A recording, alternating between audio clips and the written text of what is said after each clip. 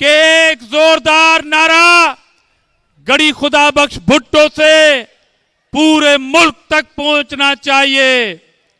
आज का ये नारा उन कुव्वतों को बताएंगे, गड़ी खुदा बख्श से ये माएं और बहनें और वो भाई जो खड़े हैं, उनको बताएं कि 16 साल पहले आपने जिस शहीद रानी को मारना चाहा वो शहीद है, वो जिंदा है।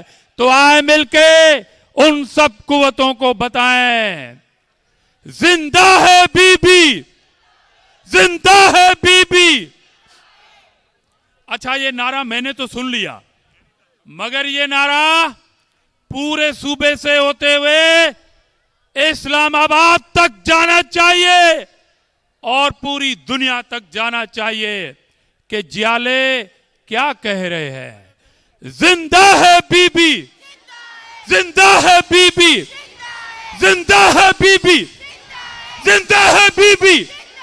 अब दोनों हाथ मिला के कहें, जिंदा है बीबी, जिंदा है बीबी, जिंदा है बीबी, जिंदा है बीबी, जिंदा है बीबी।